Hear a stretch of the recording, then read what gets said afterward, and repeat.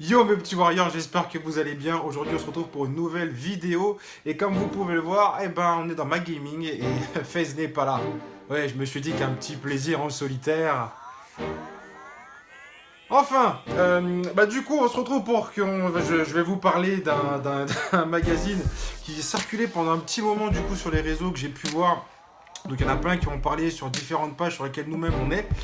C'est le gamer rétro années 90 qui nous parle de l'âge d'or du jeu vidéo, de l'année 90 à l'année 2000. Alors ce qu'on peut dire déjà du magazine en lui-même, c'est le prix déjà, 12,90 €. Il y en a qui se grattent un peu quand même. Bon oui, effectivement c'est un beau bébé d'au moins 1 kg.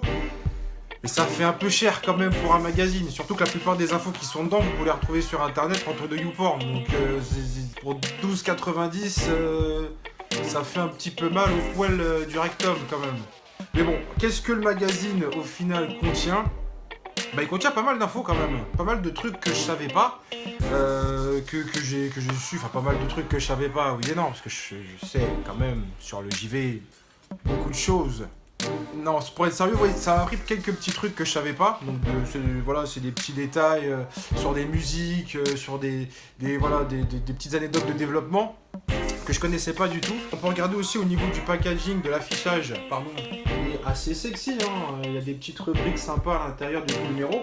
Donc on parle justement de l'ère de l'FMV, on parle de Mario 64, on parle de Zelda Ocarina of Time, on parle de la Dreamcast et il y a un petit passage sur Shenmue. Sincèrement, il est bien détaillé, il y a pas mal de petits trucs. Alors ceux qui ont pas développé le magazine, mais ceux qui ont édité et sorti le magazine, c'est Nickel Media. Les mecs qui se sont dit qu'avec un Blaze pareil, ils pouvaient pas faire de la merde. Bon, je vais pinailler, je vais faire un peu ma bitch. Je vais pinailler parce que dans ce magazine, il y a des trucs sur lesquels je suis assez d'accord dans l'ensemble, mais il y a des trucs sur lesquels je suis pas trop d'accord, quoi. Par exemple, il parle de l'ère 90-2000 et il cite pas Diablo. Enfin, il préfère te citer, je sais pas, Blood Runner ou un autre jeu, là, je sais plus comment il s'appelle, un autre jeu de merde, enfin, je ne sais plus. Enfin, aussi, t'as Flashback et il te cite pas Diablo. Enfin, merde. Les mecs, c'est comme aller, je sais pas, se faire un toucher rectal, mais sans vaseline. Alors, ça va passer, hein, mais ça pique. Il y a des petits trucs comme ça, c'est l'ordre de la pinaillerie, comme je dis, dans l'ensemble. Je suis assez d'accord avec eux dans ce qu'ils ont développé dans ce magazine, mais il y a des trucs que je suis pas d'accord. Par exemple, quand ils te parlent de Dino Crisis, quand ils disent en gros que c'est du Resident Evil 2 et que le jeu fait le taf, bah ça s'arrête pas seulement là, les gars. Hein, concrètement, comme je dis, faire flipper des gens avec des dinosaures, c'est dans les années 90, fallait quand même y aller. Hein.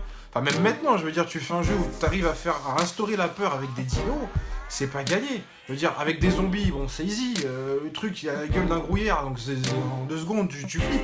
Mais là, voilà, il faut instaurer de la peur avec un truc qui, visuellement, fait pas flipper, pas trop flipper, quoi. Bon, après, voilà. Un tigre, vous allez me dire, si tu vois vraiment un tigre en face, tu vas chier dans ton froc comme un dinosaure. Mais à travers une image, voilà, des DLC.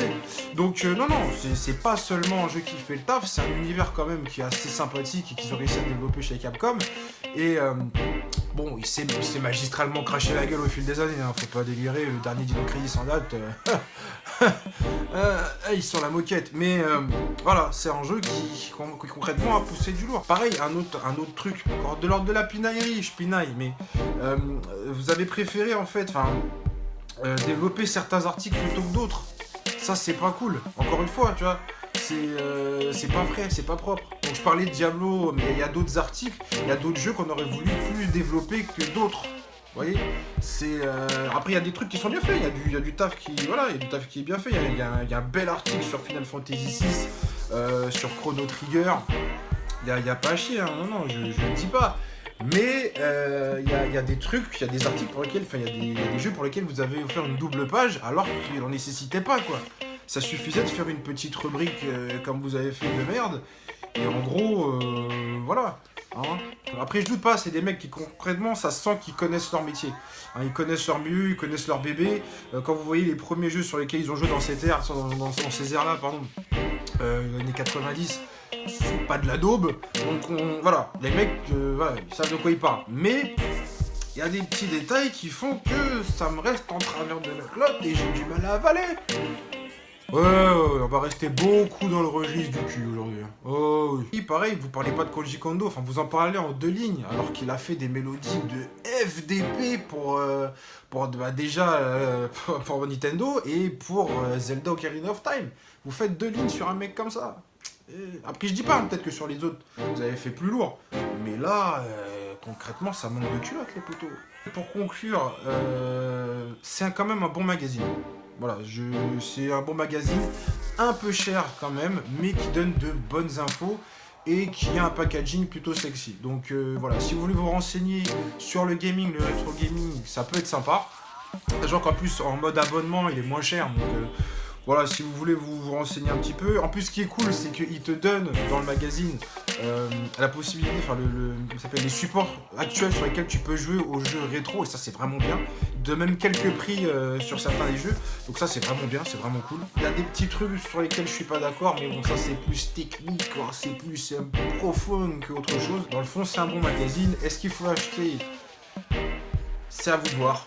C'est en fonction voilà, de la thune que vous avez, de ce que vous avez à votre disposition. Alors oui, hein, il est sorti il y a... je crois qu'il est sorti en décembre, le magazine. J'avais la flemme, sa maman, de faire une vidéo là-dessus, mais il fallait bien que je le fasse puisque ça concerne le rétro gaming. Donc voilà.